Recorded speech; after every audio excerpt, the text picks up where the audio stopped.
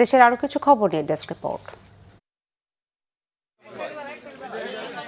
নরসিংদী এক সদর আসনের সংসদ সদস্য, বিএনপির যুগ্ম মহাসচিব ও নরসিংদী জেলা বিএনপির সভাপতি খায়রুল কবির খোকন বলেছেন, দেশে সুন্দর গণতান্ত্রিক পরিবেশ রয়েছে। নির্বাচনী ইশতেহারে যা অঙ্গীকার দেওয়া হয়েছিল তা প্রায় ৮০% পূরণের পথে বিএনপি সরকার। সন্ধ্যায় জুলাই আন্দোলনে নরসিংদীর প্রথম শহীদ তাহমিদ ভূঁইয়ার কবর জিয়ারত শেষে তিনি এসব কথা বলেন। জুলাই আন্দোলনে শহীদ খুলনা বিশ্ববিদ্যালয়ের ১৯ ব্যাচের শিক্ষার্থী মীর মাহফুজুর রহমান মুগ্ধর দ্বিতীয় শাহাদাত বার্ষিকী উপলক্ষে খুলনা বিশ্ববিদ্যালয়ে দিনব্যাপী নানা কর্মসূচি পালন হয়েছে। কর্মসূচির শুরুতে সকাল 10:30টায় অদম্য বাংলা চত্বরে জুলাই আন্দোলনের স্থিরচিত্র প্রদর্শনীর উদ্বোধন করা হয়। এ সময় অতিথিরা প্রদর্শনীতে স্থান পাওয়া স্থিরচিত্র ঘুরে দেখেন, পরে তারা বৃক্ষরোপণ করেন। এরপর দিবসটি উপলক্ষে সাংবাদিক লিয়াকত আলী মিলনায়তনে শহীদ মীর মুগ্ধর শাহাদাত বার্ষিকী স্মরণে জুলাই বিপ্লব থেকে নতুন গণতান্ত্রিক বাংলাদেশ আলোচনা সভা হয়। দেশের পণ্য পরিবহন খাতের বিদ্যমান সমস্যা, করণীয় নির্ধারণ ও সাংগঠনিক কার্যক্রম গতিশীল করতে রাজধানীর একটি হোটেলে আলোচনা সভা করেছে বাংলাদেশ সড়ক পরিবহন মালিক সমিতির পণ্য পরিবহন বিভাগ। সভায় উপস্থিত ছিলেন আহ্বায়ক হাজী মোহাম্মদ তোফাজ্জল হোসেন মজুমদার ও সদস্য সচিব সৈয়দ মোহাম্মদ বখতিয়ার সহ দেশের ৬৪ জেলার পণ্য পরিবহন নেতারা। সভায় সদস্য সচিব সৈয়দ মোহাম্মদ বখতিয়ার বলেন, জ্বালানি ও পরিচালন ব্যয় বৃদ্ধি, প্রশাসনিক জটিলতা, বন্দর ও মহাসড়কের বিভিন্ন সীমাবদ্ধতার কারণে ব্যবসা পরিচালনা কঠিন হয়ে পড়েছে। আধুনিক, দক্ষ ও টেকসই পণ্য পরিবহন ব্যবস্থা গড়ে তুলতে সংশ্লিষ্ট সব পক্ষের সমন্বিত উদ্যোগ প্রয়োজন বলে তিনি মনে করেন। রাজধানীতে সফররত চীনা প্রতিনিধি দলের সাথে একটি মতবিনিময় সভা করেছেন শিপার্স কাউন্সিল অব বাংলাদেশের নেতারা। শনিবার বিকেলে এই কাউন্সিলের সম্মেলন কক্ষে আয়োজিত সভায় China Bangladesh cross border health care services cooperation শিরোনামে এক সমঝোতা স্মারক চুক্তি স্বাক্ষর হয়। এনসিবি চেয়ারম্যান মোহাম্মদ রেজাউল করিম এবং চায়না প্রতিনিধি দলের টিম লিডার মিস্টার দেহুই ঝাং সমঝোতা স্মারক সই করেন। এই চুক্তির মাধ্যমে শিপার্স কাউন্সিলের সদস্য ও কর্মকর্তারা চীনে উন্নত চিকিৎসা গ্রহণের সুযোগ সহ আর্থিক ছাড় পাবেন বলে জানানো হয়। শান্ত মারিয়াম বিশ্ববিদ্যালয়ে সিএসসি ফেস্ট ২০২৬-এর উদ্বোধনী অনুষ্ঠান হয়েছে।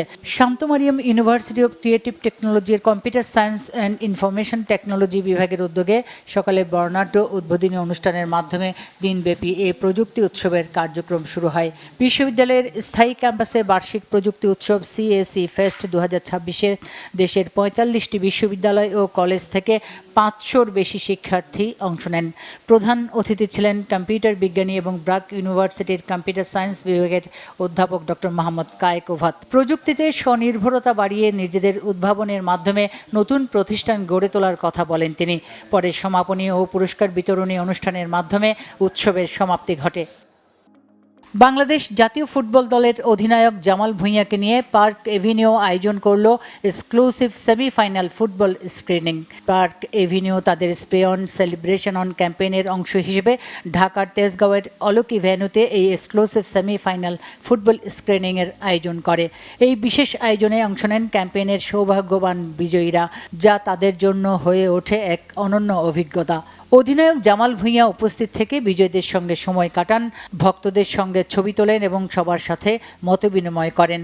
এছাড়া এই ইভেন্টের মাধ্যমে পার্ক এভিনিউ তাদের নতুন Park Avenue no gas perfume আনুষ্ঠানিকভাবে উন্মোচন করে। নতুন এই পণ্যটি আধুনিক গ্রুমিং ও দীর্ঘস্থায়ী সুগন্ধের অভিজ্ঞতা দিতে তৈরি করা হয়েছে।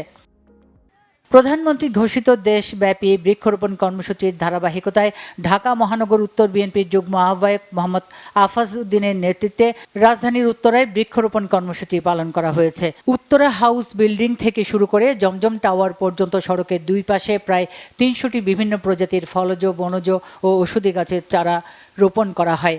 এতে বিএনপির উত্তরের পশ্চিম থানা ১ ও ৫১ নম্বর ওয়ার্ডের নেতাকর্মীরা অংশ নেন। নীলফামারীর ডিমলায় সিজারিয়ান অপারেশনের চিকিৎসক এবং বেসরকারি হাসপাতাল কর্তৃপক্ষের অবহেলায় দীর্ঘ ৩ মাস চিকিৎসাধীন থাকার পর রাব্বিনা আক্তার সৃষ্টি নামের এক প্রসূতির মৃত্যুর ঘটনায় বিচার দাবি করে সংবাদ সম্মেলন করেছেন নিহতের বাবা। সংবাদ সম্মেলনে নিহতের বাবা রাবিউল ইসলাম লিখিত বক্তব্যে অভিযোগ করে বলেন, রাবি আক্তার প্রসবজনিত জটিলতা নিয়ে স্কয়ার ক্লিনিকে ভর্তি হন। ওই দিন রাতেই কর্তব্যরত সার্জন ডাক্তার আশরাফুজ্জামান তাঁর সিজারিয়ান অপারেশন সম্পন্ন করেন। তারপর দিন থেকেই পেট ফোলা শুরু হয়।